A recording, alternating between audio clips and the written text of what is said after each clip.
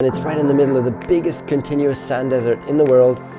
What's really helpful is that I can use all my learnings from my time in F1, and for example also from someone like Toto Wolff. Hopefully we can get some trophies.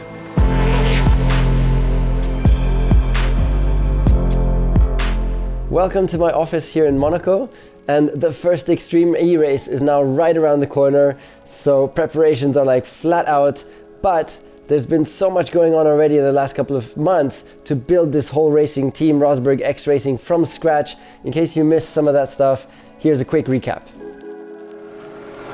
Today, I'm proud to announce the launch of my own racing team.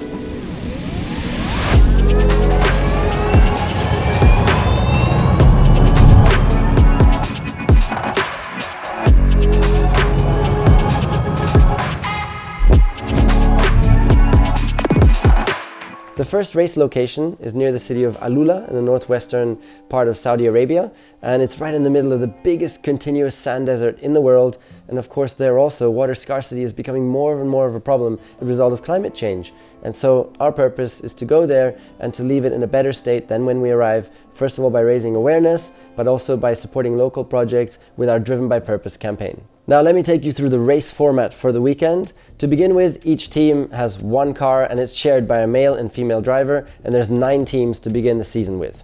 It's always 2 laps per race with a driver swap in the middle.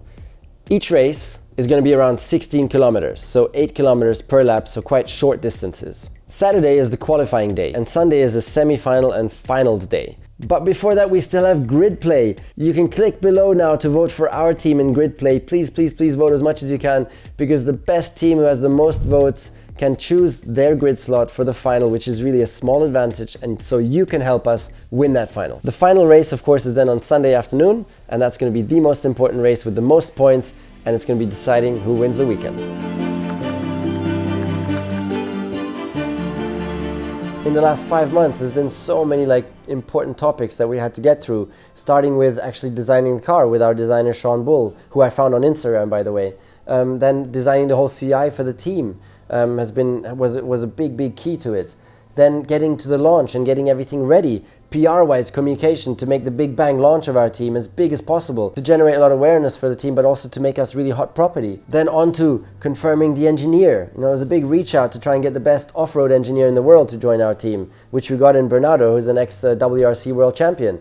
Then confirming the drivers.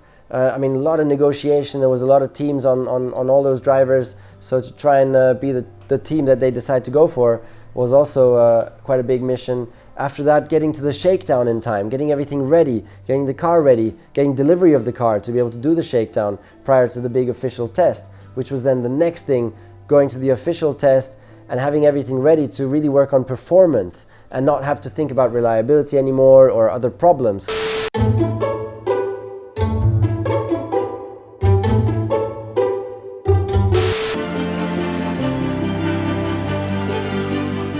Let me take you through some of the areas which are a challenge.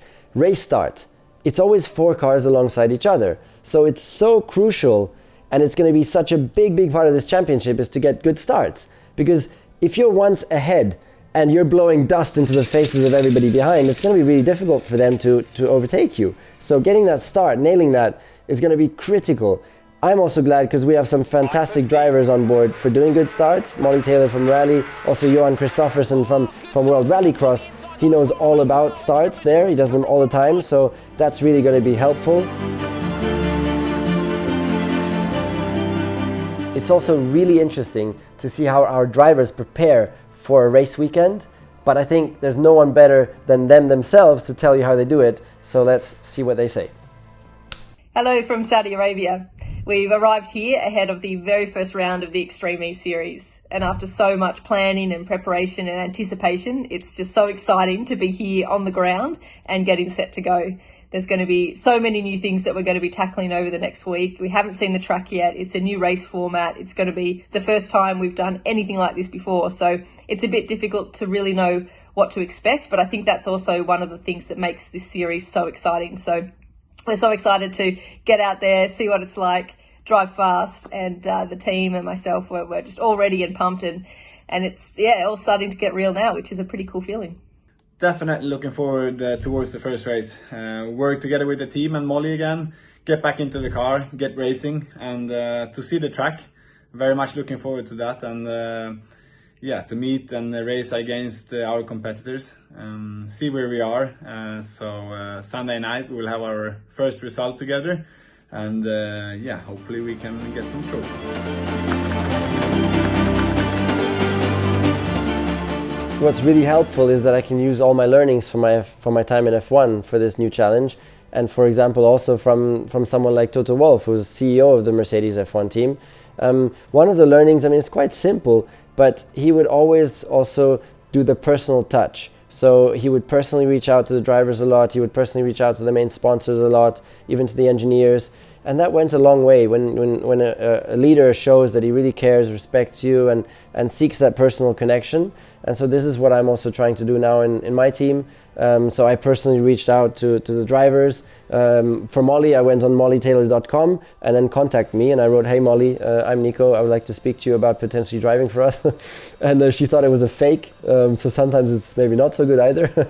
But anyway, so this personal touch is really something that I'm trying to bring into the team as well, and I hope and I think that it will go a long way.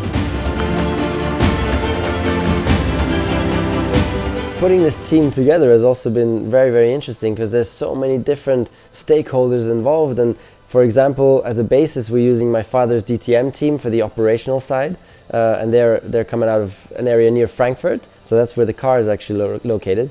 But then we have an office here in Monaco, and here we're taking care of all the corporate matters, all the commercial matters, so finances, sponsor, acquisition and management and support, and also dealing with Extreme E on the bigger picture stuff. So please remember to tune in for the first Extreme E race ever, which is going to be in Saudi on the 3rd and 4th of April.